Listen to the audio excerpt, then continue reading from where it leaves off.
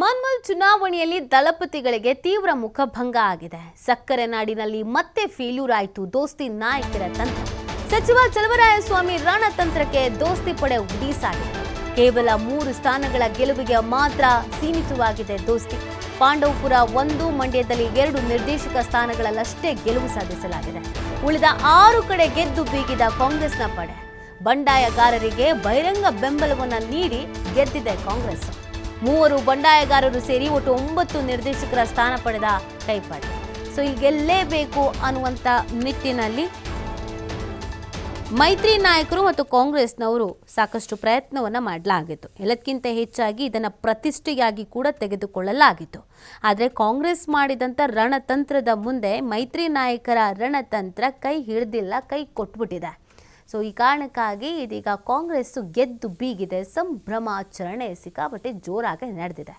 ಮನ್ಮೂಲನ್ನು ಪ್ರತಿಷ್ಠೆಯಾಗಿ ತೆಗೆದುಕೊಂಡಿದ್ರು ರಾಜಕೀಯ ನಾಯಕರುಗಳು.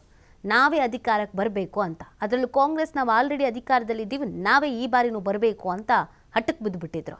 ಇನ್ನೊಂದು ಕಡೆಯಲ್ಲಿ ದೋಸ್ತಿ ನಾಯಕರುಗಳು ನಾವು ಯಾವುದೇ ಕಾರಣಕ್ಕೂ ಕಮ್ಮಿ ಇಲ್ಲ, ನಮ್ಮ ವರ್ಚಸ್ಸೇನು, ಪ್ರತಿಷ್ಠೆ ಅನ್ನೋದು ಏನು, ನಾವು ಒಂದಾದರೆ ಏನಾಗುತ್ತೆ ಅಂತ ತೋರಿಸ್ಬೇಕು ಅಂತ ಹೊರಟಿದ್ರು. ಆದರೆ ಅದ್ಯಾಕೋ ಗೊತ್ತಿಲ್ಲ, ಚಲುವರಾಯಸ್ವಾಮಿ ಅವರು ಮಾಡಿದಂಥ ಸ್ಟ್ರಾಟಜಿಯ ಮುಂದೆ ಮೈತ್ರಿ ನಾಯಕರಿಗೆ ಮುಖಭಂಗ ಆಗ್ಬಿಟ್ಟಿದೆ. 6 ಕಡೆಯಲ್ಲಿ ಕಾಂಗ್ರೆಸ್ ಗೆದ್ದು ಬೀಗಿದೆ. ಖಾಲಿ 3 ಸ್ಥಾನಕ್ಕೆ ಮೈತ್ರಿ ನಾಯಕರು ತೃಪ್ತಿ ಪಡ್ಕೊಳ್ಬೇಕಾದಂಥ ಪರಿಸ್ಥಿತಿ ಬಂದಿದೆ. ಅದರಲ್ಲೂ ದಳಪತಿಗಳಿಗೆ ಇದು ತೀವ್ರ ರೀತಿಯಾದಂಥ ಮುಜುಗರಕ್ಕೆ ಕಾರಣವಾಗಿದೆ. ಸಂಘಟನೆ ಮಾಡಬೇಕು ಅಂತ JDSನವರು ಇನ್ನಿಲ್ಲದ ಪ್ರಯತ್ನ ಮಾಡ್ತಾ ಇದ್ದಾರೆ. ಆದರೆ ಎದುರಾಗ್ತಾ ಇರುವಂಥ ಚುನಾವಣೆಗಳು, ಸ್ಥಳೀಯ ಮಟ್ಟದ ಚುನಾವಣೆಗಳು, ತಮ್ಮ ಪ್ರತಿಷ್ಠೆಯನ್ನು ಬಿಂಬಿಸುವಂಥ ಚುನಾವಣೆಗಳಲ್ಲಿ ಗೆಲ್ಲೋದಕ್ಕೆ ಸಾಧ್ಯ ಆಗ್ತಾ ಇಲ್ಲ, ಗೆಲುವಿನ ಸಮೀಪಕ್ಕೆ ಹೋಗೋಕ್ಕೆ ಸಾಧ್ಯ ಆಗ್ತಾ ಇಲ್ಲ. ಇದು ಸಾಕಷ್ಟು ಮುಜುಗರಕ್ಕೂ ಕೂಡ ಕಾರಣವಾಗಿದೆ.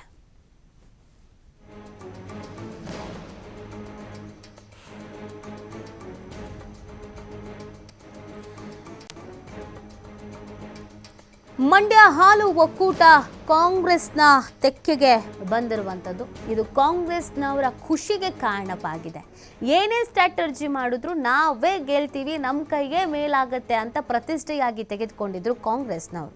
ಹಾಗಾಗಿ ಸಾಕಷ್ಟು ತಯಾರಿಗಳನ್ನು, ಸಿದ್ಧತೆಗಳನ್ನು, ತಂತ್ರಗಳನ್ನು ಮಾಡಲಾಗಿತ್ತು. ಯಾರ್ಯಾರು ಬಂಡಾಯ ಇದ್ದಾರೋ ಅವ್ರನ್ನೇ ನಾವು ಆಯ್ಕೆ ಮಾಡ್ಕೊಳ್ಬೇಕು ಅಂತ ಕೂಡ ಬಹಿರಂಗವಾಗಿ ಪ್ಲಾನ್ ಮಾಡಿಕೊಂಡಿದ್ರು.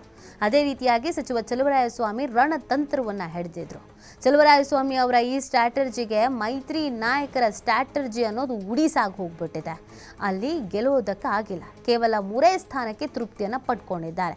ಇನ್ನುಳಿದಂಥ 6 ಕಡೆ ಕಾಂಗ್ರೆಸ್ನವರೇ ಗೆದ್ದು ಬೀಗಿರೋದು ಕಾಂಗ್ರೆಸ್ನ ಕಾರ್ಯಕರ್ತರ ಹುಮ್ಮಸ್ಸನ್ನು ಕೂಡ ದುಪ್ಪಟ್ಟು ಮಾಡಿದೆ. ಮತ್ತು ಕಾಂಗ್ರೆಸ್ನ ಕಾರ್ಯಕರ್ತರು ಪ್ರತಿಷ್ಠೆಯಾಗಿ ತೆಗೆದುಕೊಂಡಿದ್ದಂಥ ಈ ಚುನಾವಣೆಯಲ್ಲಿ ಗೆದ್ದಿರೋದು ಒಂದು ರೀತಿಯಾಗಿ ಕಾರ್ಯಕರ್ತರಿಗೆ ಬೂಸ್ಟ್ ಸಿಕ್ತಂಗೂ ಕೂಡ ಆಗಿದೆ. ಸೊ ಚಲುವರಾಯಸ್ವಾಮಿ ಅವರ ಈ ಸ್ಟ್ರಾಟರ್ಜಿ ವರ್ಕೌಟ್ ಆಗಿರೋದು ಕಾಂಗ್ರೆಸ್ಗೆ ಲಾಭ ಆಗಿದೆ. ಆದರೆ ಮೈತ್ರಿ ನಾಯಕರು ಮಾತ್ರ ನಾವು ಒಂದಾಗಿ ಚುನಾವಣೆಯನ್ನು ಎದುರಿಸಬೇಕು ಅಂತ ಹೊರಟರು ಕೂಡ ಸೋಲಾಗಿರೋದು ಮುಖಭಂಗ ಆಗಿದೆ.